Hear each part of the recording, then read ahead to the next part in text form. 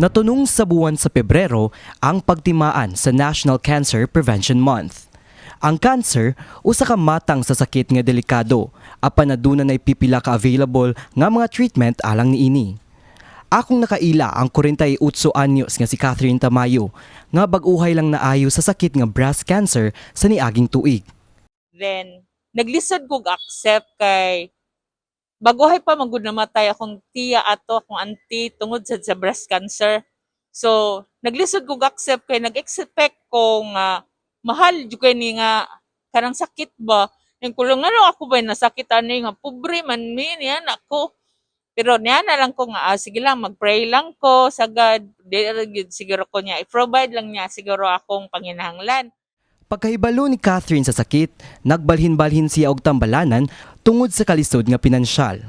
Apan tungod sa mga tabang gikan sa mga pribadong tao ug sa gobyerno, nakapakemo siya ug naayo sa dulan-duha ka tuig niya nga pakigbugno sa sakit. Sa tuig 2022, gisugdan sa Department of Health ang gitawag nga Cancer Assistance Fund kon CAF. Kung diin matag cancer patient, adunay mapahimuslan nga 180,000 pesos nga budget. Ang maong tabang gihimo alang sa tanang cancer patient nga nanginahanglan. Gikinahanglan lamang nga mudangop ngadto sa usa ka accredited hospital sama sa Vicente Soto Memorial Medical Center kon VSMMC. In relation to support mechanisms, we all know cancer care can be very costly. That's why government support is very crucial. And based sa ato NICA law, we have the Cancer Assistance Fund and the Cancer and Supportive Palliative Medicines Access Program. Now, unsa man kining Cancer Assistance Fund, each cancer patient is entitled to 180,000 annually na support from the government. So, they can get the 180,000 from our CAF site, which is, as of now, Vicente Soto Memorial Medical Center pa, atong accredited.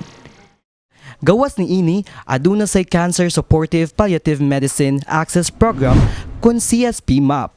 Ubos sa maong programa, moabot sa 71 ka mga tambal ang available alang sa mga cancer patients.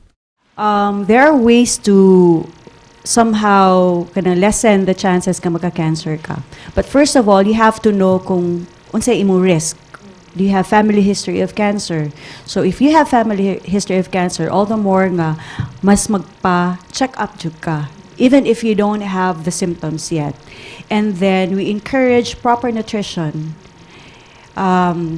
healthy lifestyle choices. So avoid risk factors like smoking, heavy alcohol consumption, and also mo to akong gingon nga regular nga discipline in health checkups. Sa pagkakaroon, ang DOH-7 naningkamot nga ang CAF o ang CSP MAP madangat ngadto sa Governor Celestino Galeares Memorial Hospital sa Tagbilaran, Bohol. Samtang, ang Philippine Health Insurance Corporation kun PhilHealth duna say cancer screening og Z-benefit package. This is not new, but dili gyud kaayo daghan ang aware ani. So we also have our Z-benefit packages for cancer patient. So ang coverage nato ani is from the start to the end of treatment. Ang cancer screening maong pagtan-aw sa lawas kung adunay cancer. Apan limitado lamang ang treatment niini nga nakapokus sa lungs, breast, liver o colorectal cancers. Samtang ang Z-benefit package mao ang high-cost treatments. Kining mao nga mga benepisyo gihangop sa breast cancer survivor nga si Catherine. Ilabi na nga laing hagit na usab ang iyang giatubang karon. Adunay bagong cancer cells nga namatikdan na sab sa iyang kabukugan. Panghinaot niya nga matabangan ilabi na sa pinansyal nga aspeto. Kauban ni Adrian Joseph Cabasi og John Mark Abu-Abu, kini si Mark Ermas alang sa My TV, Cebu.